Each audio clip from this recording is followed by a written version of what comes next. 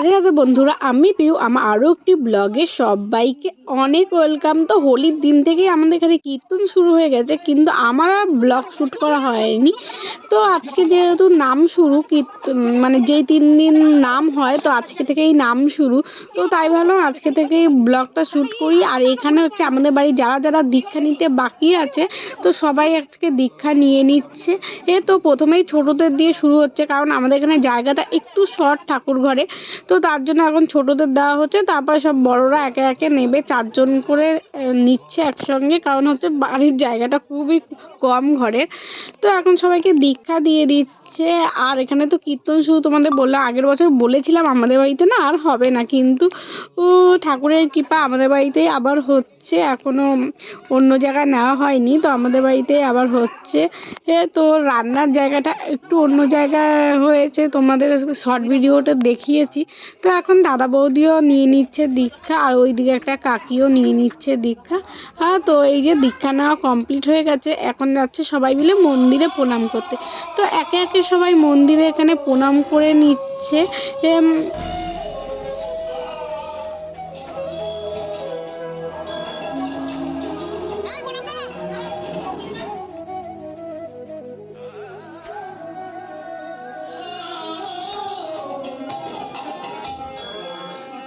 মন্দির থেকে ঘুরে এসে দেখছি রান্নাও অর্ধেক হয়ে গেছে, আর এইদিকে হচ্ছে তরকারিও বানানো হচ্ছে। তো এইদিকে দেখো, এই যে বানাচ্ছে তরকারি।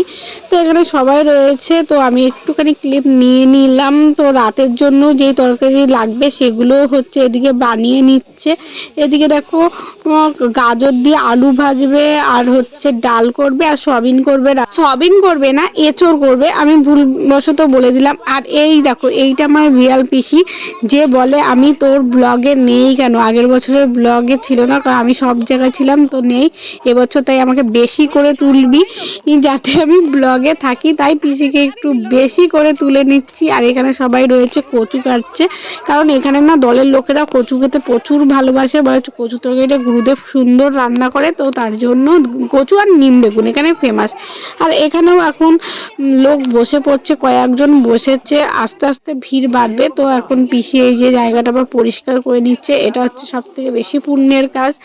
তো এটা পিসি এই যে করে নিচ্ছে, আর ওদিকে বৌদিও খেতে দিচ্ছে। টুকিটাকি তো খাওয়া দাওয়া চলছেই, এরকম কন্টিনিউয়াসলি চলতে থাকবে রাত পর্যন্ত। রাত বলতে সেই ভোর পর্যন্ত, অনেকে 12টার পরে এসেও বলে, 3টের দিকে এসেও বলে গান শুনতে শুনতে খিদে পেয়ে যায়, বলে প্রসাদ পাওয়া যাবে কিনা। আর আমরা সব সময় চেষ্টা করি কোনো ভক্তকেই না ফেরানোর জন্য, সে যতক্ষণ থাকবে ততক্ষণ দেওয়ার চেষ্টা, না থাকলেও নিজেদের ঘর থেকে এনে দেবে, তবুও জানি কোনো ভক্ত অভুক্ত না থাকে। এইটা হচ্ছে এই কৃষ্ণ মন্দিরের মানে মানুষজনের সবার আবেগ। তো সবাই কীর্তনটাকে খুব ভালোবাসে, আর সবাই সত্যি কথা প্রচণ্ড পরিশ্রম করে, ঘর সংসার রেখে এখানেই বেশিরভাগ সব সময় কাজ করে, যাতে 10টা ভক্ত খেতে পারে। তো এই দেখো, সকালে এই রাতে হয়েছিল এই যে এঁচড় বলছিলাম, আর একটা ঘ্যাট হয়েছিল, ডাল হয়েছিল, আর ভাজা হয়েছিল। আর এই যে দেখো, এই যে আমাদের কৃষ্ণ মন্দির, এই যে দেখো কত সুন্দর লাগছে না।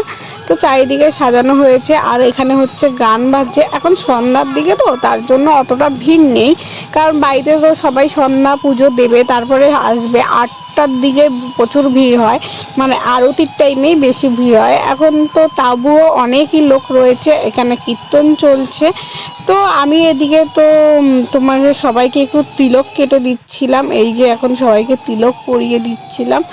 তো আমি এই শাড়ি পরার চক্করে ওদিন আর তোমার হচ্ছে আরতি দেখা হয়নি, ওরা সবাই আরতি দেখতে চলে গেছিলো, আর আমি শাড়ি পরতেও পারছিলাম না, আর মা ঠিকঠাক পরাতেও পারছিল না, কারণ যেহেতু আমি মায়ের কাছে কোনোদিন পরেইনি, বৌদি কাকি ওদের কাছেই পড়েছি। তো এই যে এখন হচ্ছে সবাইকে এখন তিলক কেটে দিচ্ছি। তো কি হয়েছে, আরতি দেখতে পাইনি, তো কি হয়েছে, কালকের দিনও আরতি আছে, তো কালকে আরতি দেখে নেব। তো এখন আমাকে বলো তো, এই শাড়িটা পরে কেমন লাগছে? তো এই শাড়িটা বৌদি মাকে কিনে দিয়েছিল, কিন্তু আমিই পরে ফেলেছি। আর মা এখন একটু পাঁপড় ভাজা দিল, সে পাঁপড় ভাজা খাচ্ছি, কারণ হচ্ছে আমাদের এখানে 1 সপ্তাহ যে কদিন কীর্তন হবে সে কদিনই হচ্ছে নিরামিষ খেতে হবে, তো তার জন্যই এখন শুকনো ওই পাঁপড় ভাজা খাচ্ছি। আর ওই দিকে পিসি আমার সঙ্গে সবাইকে মালা পরাচ্ছিল, তো তিলক কাটছিল আর মালা পরিয়ে দিচ্ছিলাম। যারা যারা মন্দিরে আসবে সবাই যাতে মালা ধারণ করে, তো তার জন্য সবাইকে মালা পরিয়ে দিচ্ছিলাম। যাদের গলায় ছিল না তাদেরকে মালা পরিয়ে দিচ্ছিলাম, আর যাদের গলায় ছিল তো তাদের শুধু তিলক কেটে দিচ্ছিলাম।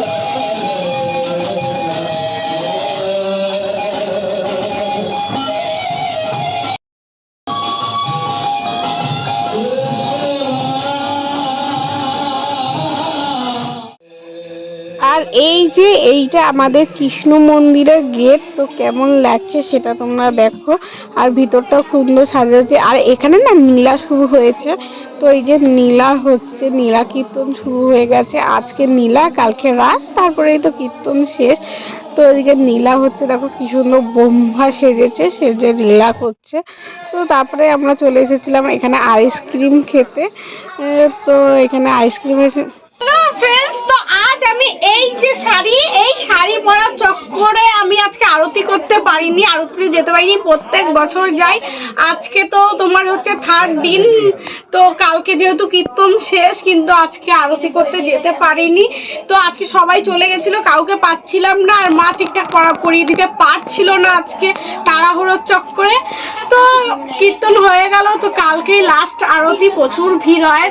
তো সেটাও তোমাদের কতটা কি পারবো দেখাতে জানি না, কিন্তু দেখিয়ে দেব।